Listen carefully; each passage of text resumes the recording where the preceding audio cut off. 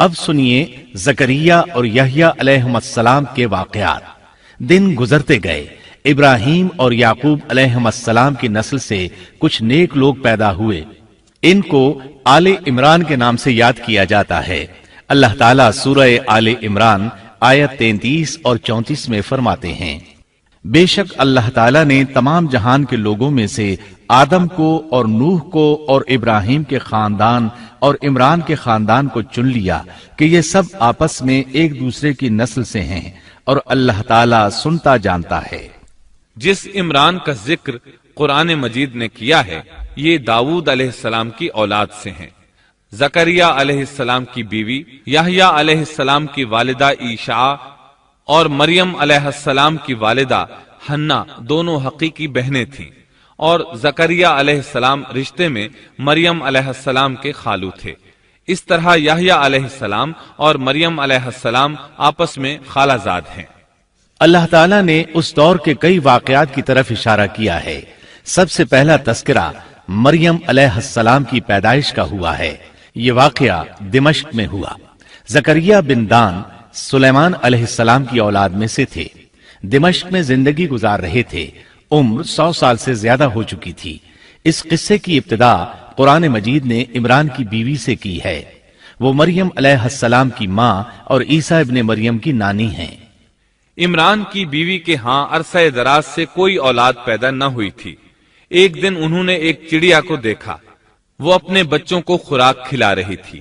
یہ دیکھ کر انہیں شدت سے اولاد کی خواہش محسوس ہوئی۔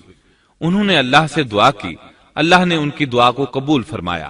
چنانچہ جب بچے کی ولادت کا وقت قریب آیا تو انہوں نے ایک نذر مانی۔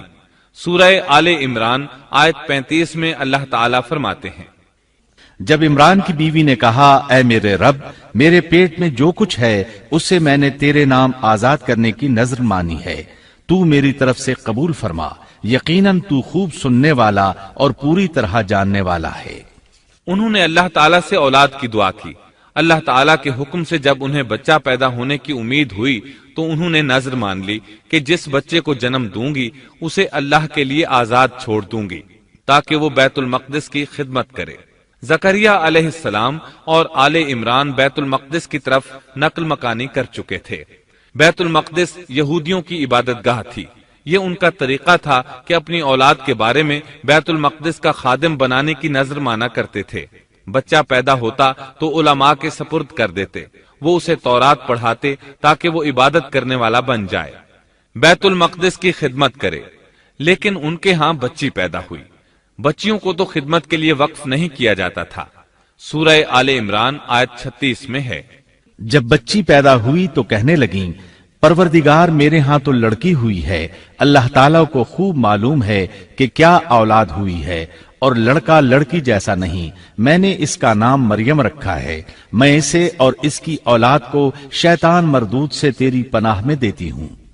عمران کی بیوی حیرت میں پڑ گئیں کہ انہوں نے تو نذر مان رکھی ہے اور اب لڑکی کو تو بیت المقدس کی خدمت کے لیے وقف نہیں کیا جا سکتا۔ ان کے خاوند عمران بیت المقدس کے عابدوں میں سے تھے۔ بیوی نے ان سے مشورہ کیا، طے ہوا کہ بچی کو ہی خدمت کے لیے وقف کر دیا جائے۔ عمران کی بیوی بچی کو بیت المقدس میں لے آئیں۔ جس بچے کو وقف کرنا ہوتا تھا اس کی کفالت کوئی عالم کرتا تھا۔ عابدوں میں اس وقت یہ جھگڑا پیدا ہوا کہ اس بچی کی کفالت کون کرے گا۔ اس کے لیے آخر یہ طریقہ طے کیا گیا کہ وہ سب اپنا اپنا قلم پانی میں پھینکیں گے، جس کے قلم پر کچھ ظاہر ہو وہ اس کا کفیل بن جائے گا۔ چنانچہ سب نے اپنے قلم پھینک دیے، وہ پانی کے بہاؤ کے ساتھ بہنے لگے، جبکہ زکریا علیہ السلام کا قلم پانی کے بہاؤ کی مخالف سمت بہنے لگا۔ اللہ تعالیٰ سورہ آل عمران آیت 44 میں فرماتے ہیں، تو ان کے پاس نہ تھا جبکہ وہ اپنے قلم ڈال رہے تھے کہ مریم کو ان میں سے کون پالے گا، اور نہ تو ان کے جھگڑے کے وقت ان کے پاس تھا۔ اس طرح زکریا علیہ السلام کفیل قرار پائے۔ مریم علیہ السلام نے بہت اچھی پرورش پائی، وہ بہت تیزی سے پروان چڑھی۔ آپ کا جسم مضبوط اور خوبصورت تھا، بہت نیک اور عبادت گزار تھی، عورتوں میں سب سے زیادہ سچ بولنے والی تھی۔ اللہ تعالیٰ نے انہیں اپنی کرامات سے نواز رکھا تھا۔ اللہ تعالیٰ سورہ آل عمران آیت 37 میں فرماتے ہیں، جب کبھی زکریا ان کے کمرے میں جاتے उनके पास रोजी रखी पाते। वो पूछते, ए मरियम, तेरे पास ये रोजी कहां से आई? वो जवाब देती कि ये अल्लाह के पास से है। बेशक अल्लाह ताला जिसे चाहे बेहिसाब रिस्क देता है। जकरिया अलैहिस्सलाम को जब कहीं जाना होता, वो मरियम अलैहिस्सलाम के कमरे का दरवाजा बंद करके जाते थे। जब वापस आते तो उसके पास रिस्क रखा पाते और वहां गैर मौसमी फल होते। बहुत ताज्जुब करते। मरियम अलैहिस्सलाम उन्हें बताती, ये फल अल्लाह ताला ने आसमान से नाजिल किए हैं। अल्लाह ताला सूरतुल माइदा आयत 75 में फरमाते हैं, और ईसा की वालिदा एक रास्तबाज औरत थी, इसीलिए उनके हाथ पर बहुत सी करामात जाहिर हो रही थी। उनकी फजीलत सूरह आले इमरान आयत 42 में इन अल्फाज में आई है। और जब फरिश्तों ने कहा, ए मरियम, अल्लाह ताला ने तुझे बरगुजीदा कर लिया और तुझे पाक कर दिया और सारे जहान की औरतों में से तेरा इंतखाब कर लिया। सूरतुल माइदा आयत 75 में है। मसीह इब्ने मरियम पैगंबर होने के सिवा और कुछ भी नहीं। इससे पहले भी बहुत से पैगंबर हो चुके हैं। उसकी वालिदा एक रास्तबाज औरत थी। बुखारी, मुस्लिम, तिरमिजी और नसाई की हदीस है, नबी करीम सल्लल्लाहु अलैहि वसल्लम ने फरमाया, अपने जमाने में मरियम अलैहिस्सलाम सबसे अफजल औरत थी और इस उम्मत में खदीजा रज़ी अल्लाह अन्हा सबसे अफजल औरत है। बहुत सी अहादीस में 4 औरतों की फजीलत आई है। नबी सल्लल्लाहु अलैहि वसल्लम ने फरमाया, सारे जहान की औरतों में से 4 औरतें अफजल हैं। मरियम बिनते इमरान, फिरौन की बीवी आसिया, खदीजा बिनते खुवैलिद और फातिमा बिनते मुहम्मद रजी अल्लाह अन्हुन्ना। बस साबित हुआ कि मरियम अलैहिस्सलाम को अल्लाह ताला ने बहुत फजीलत अता फरमाई थी। जकरिया अलैहिस्सलाम ने उनकी फजीलत देखी तो उनके दिल में भी औलाद की ख्वाहिश पैदा हुई। वो उस वक्त तक बे औलाद थे। उम्र 100 साल से जायद थी। बीवी 90 साल की थी। औलाद की शदीद तमन्ना के बायस उन्होंने अल्लाह से दुआ मांगी। सूरह मरियम आयात 1 ता 6 में है। काफ हा या ऐन साद, ये है तेरे परवरदिगार की उस मेहरबानी का जिक्र जो उसने अपने बंदे जकरिया पर की थी, जबकि उसने अपने रब से चुपके चुपके दुआ की थी कि ऐ मेरे परवरदिगार, मेरी हड्डियां कमजोर हो गई हैं, सर बुढ़ापे की वजह से भड़क उठा है, लेकिन मैं कभी भी तुझसे दुआ करके महरूम नहीं रहा। मुझे अपने मरने के बाद अपने कराबत वालों का डर है। मेरी बीवी भी बांझ है, बस तू मुझे अपने पास से वारिस अता फरमा जो मेरा भी वारिस हो और याकूब के खानदान का भी जानशीन हो, और मेरे रब तू उसे मकबूल बंदा बना ले। जकरिया अलैहिस्सलाम अपने दौर में अकेले ही नबी थे। उनके वरासा और रिश्तेदारों में कोई काबिल आदमी नहीं था, इसलिए उन्होंने ये दुआ की। सूरतुल अंबिया आयत 90 में अल्लाह ताला फरमाते हैं, तो हमने उसकी दुआ कबूल फरमाकर उसे यहया अता फरमाया और उनकी बीवी को उनके लिए दुरुस्त कर दिया। मतलब ये कि उनका बांझपन दूर कर दिया। फिर अल्लाह ने उन्हें खुशखबरी सुनाई, ए जकरिया, हम तुझे एक बच्चे की खुशखबरी देते हैं जिसका नाम यहया है। हमने इससे पहले उसका हम नाम किसी को नहीं किया। जकरिया अलैहिस्सलाम ये सुनकर खुश भी हुए और हैरान भी। कहने लगे, ऐ मेरे परवरदिगार, मेरे यहां लड़का कैसे होगा? मेरी बीवी बांझ और मैं खुद बुढ़ापे की इंतहा को पहुंच चुका हूं।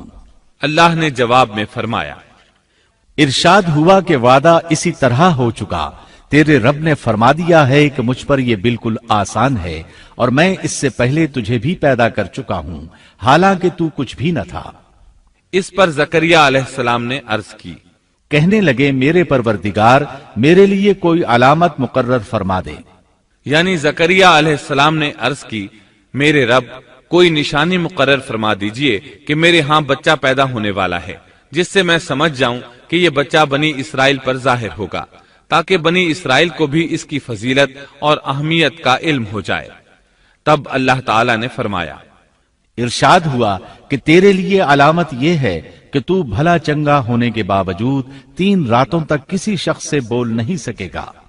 चुनाचे जब वो वक्त आया और वो किसी से बात करना चाहते तो कर नहीं सकते थे, अलबत्ता अपने जिक्र में सुबह शाम मसरूफ रहते, और ये निशानी थी इस बात की कि उनके यहां बच्चा पैदा होने वाला है। अल्लाह ताला सूरह मरियम आयत 11 में फरमाते हैं, اب زکریا اپنے حجرے سے نکل کر اپنی قوم کے پاس آ کر انہیں اشارہ کرتے ہیں کہ تم صبح و شام اللہ کی تسبیح بیان کرو۔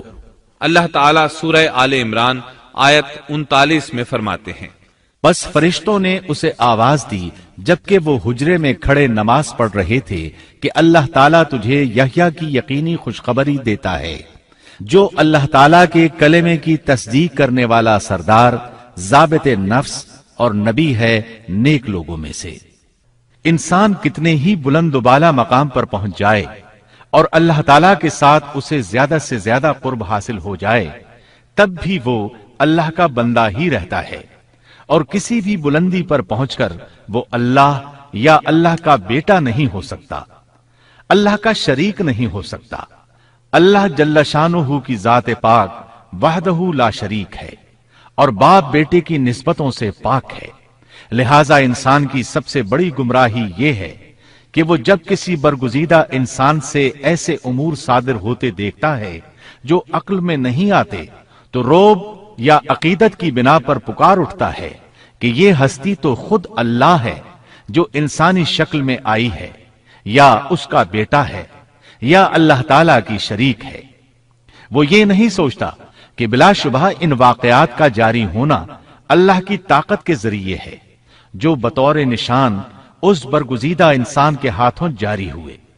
اس کے باوجود یہ نہ اللہ ہے نہ اللہ کا بیٹا، بلکہ اس کا ایک پسندیدہ بندہ ہے، اور یہ امور اللہ تعالیٰ کے خاص قوانین کے تحت صرف اس کی تائید اور اس کی صداقت کے لیے ظاہر ہوتے ہیں، ورنہ وہ بھی اللہ تعالیٰ کے آگے اسی طرح مجبور ہے جس طرح دوسری مخلوق۔